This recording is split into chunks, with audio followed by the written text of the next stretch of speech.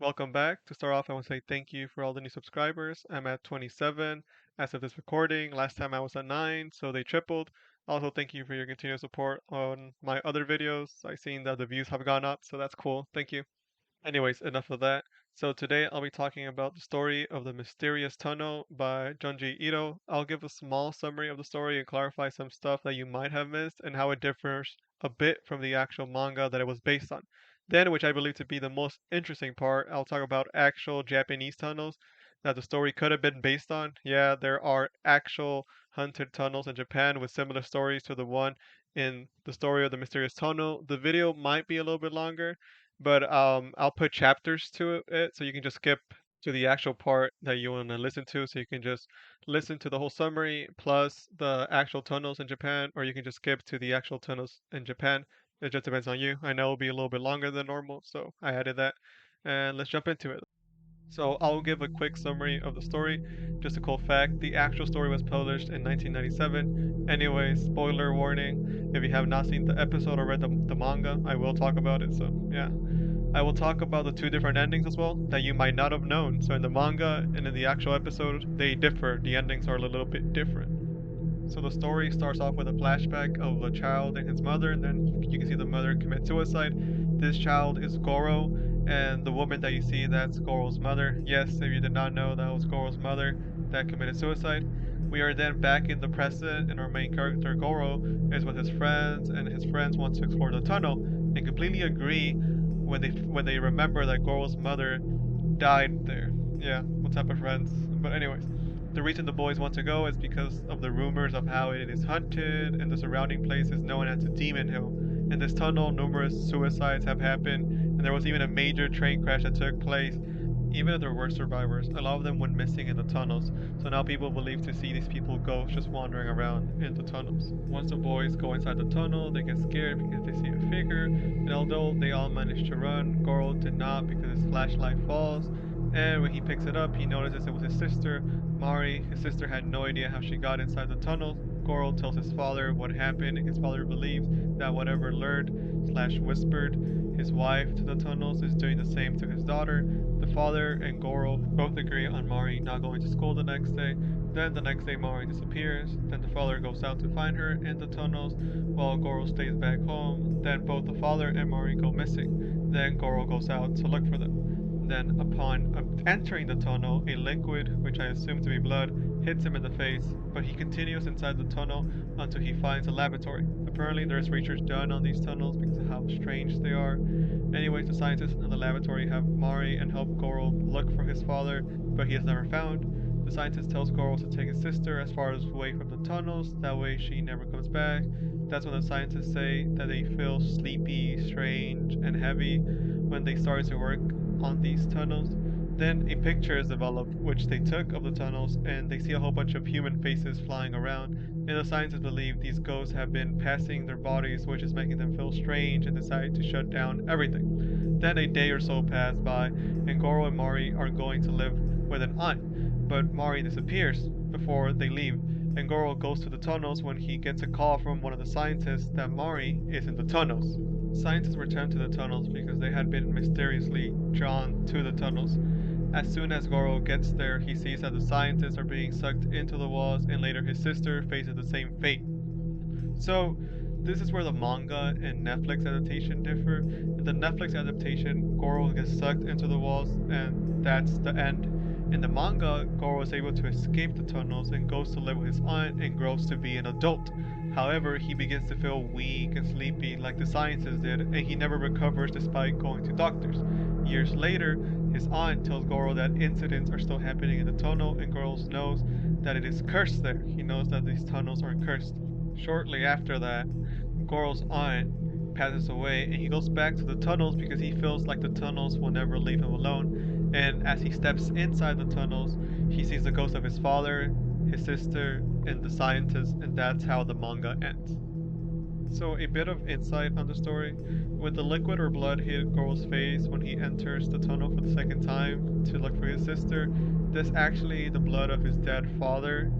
This is my theory, and I have seen many others believe the same thing. Also, I believe that the ghost wastes away your will to live because Goro's father just died so quickly. He was consumed so quickly, while the scientist and Goro's sister took a while for them to consume. Like, they didn't die quickly like Goro's father. Maybe these ghosts waste away on your will to live, or maybe they take away the years you have left to live. I just found it odd how quickly the father died compared to the others that spent a lot of time in the tunnels. Unless the father spent like a lot of time in the tunnels when his wife committed suicide inside there. I really don't know. Do let me know what y'all think in the comments. So now we move to the juicy stuff, to like the tunnels that the story was probably based off. So the first tunnel that I'm gonna talk about is the Kiyotaki Tunnel, and then I'll talk about the Inunaki Tunnel. And I'm sorry if I mispronounced that, but I'm not Japanese. But I tried my best. First off is the Kiyotaki Tunnel, located in Kyoto, Japan. This tunnel is famously known for being one of the most mysterious and haunted destinations in Japan. It is connected to the north of this place, to the town of this other place. I'm gonna put them both on screen because I have no idea how to say the name. It has a history of violence and suicides. That's what this tunnel presents, just violence and suicides. The tunnel was built by slaves, but just kind of loosely because they were legally employed people, just they were not paid, but they called them slaves. They can still go back home and stuff. They just were not paid, and there were a lot of fatalities from accidents or just the working conditions were too bad. Even people were executed around the area, and many people have reported seeing the spirits of those dead roaming the tunnel. The tunnel is said to also be bad luck because it is 44 meters in length, and 4 is an unlucky number. People have reported seeing spirits in their car mirrors, which have caused a lot of accidents close to the tunnel. And sometimes, like the light signals, they quickly change from red to green, like during the night or just during the day. Like they quickly just change, and it caused a lot of accidents. A lot of people have actually died on accidents because the lights just switch so quickly. This tunnel is also known for its massive suicide rates. A lot of people go in there, they kill themselves. There's a rumor that a woman jumped from the top of the tunnel and killed herself, and people claim to see her spirit. The Kiyotaki Tunnel relates to the one in the story because both tunnels had a lot of fatalities, a lot of death. In the end, the aunt tells Goro that there are still incidents occurring in the tunnel, like according to the manga ending, his aunt tells him, hey, there's still people dying in the tunnel where your sister and your dad and your mom disappeared and died. Both in the story and in the real tunnel, they're based on Japan, and they see spirits roaming around. And there were outstanding suicide action happening in these places as well. So you can see how they relate a lot. The one in the story and the one in real life that is in Japan, and it is named the Kiyotaki Tunnel. Secondly, we have the other tunnel that the story could be based off, and this one called the Inunaki Tunnel, which is located in Fukuoka in Japan. This one has a deeper story, and I was not going to go into great detail, but I'll just give you all the details because, I thought it would be nice to know the full story. On December the 7th, in 1988, the body of a burned engineer factory worker was found in the tunnel, and here is the full story. I will call the victim of the story the engineer, and the people that killed them, I'll call them the group of killers. The engineer was heading back home from work and was at a stoplight when the group of killers approached the engineer saying they wanted his car to pick up some girls. However, the engineer refused and the killers attacked the engineer and tried to abduct the engineer, but he managed to get away. But the engineer could not get help from the passing cars and was captured again by the group of killers. After the engineer was captured, the group of killers tried to throw the engineer off the candle port, but the engineer did not want to die. This guy completely wanted to stay alive, and he kept on holding onto the fence without letting go. That's when one of the people in the group of killers tried to just spare the engineer's life. He was like, bro, let's just leave him alone. But the leader of the group said they were in this together and had to kill the engineer now. The group of killers then put the engineer in the car's trunk and beat him up with tools and wanted to get rid of his body at the Rikimaru Dam. But then they were afraid of the body being found, so they had the bright idea of burning him instead in the Inunaki Tunnel.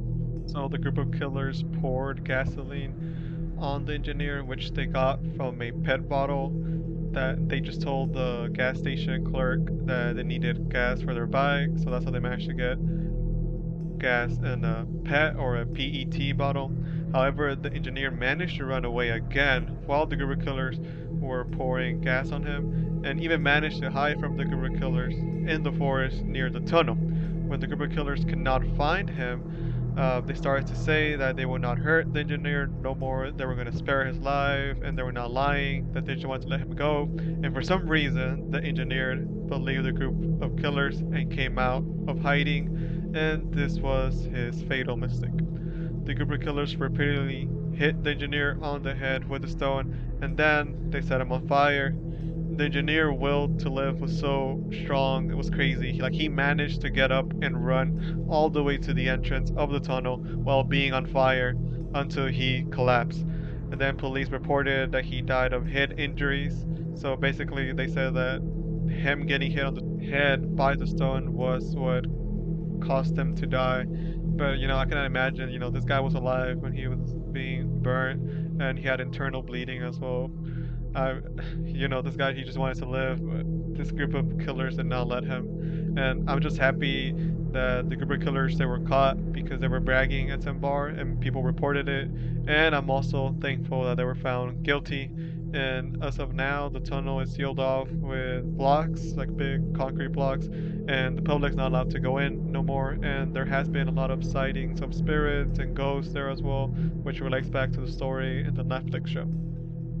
So this is the end of the video. I really believe that the story of the mysterious tunnel was based on either of these two tunnels.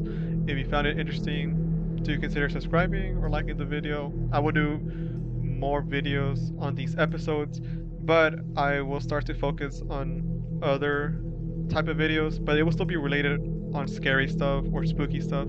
I just really enjoy watching that, and I enjoy making those type of videos as well. So again, thank you for watching, and I'll see ya later.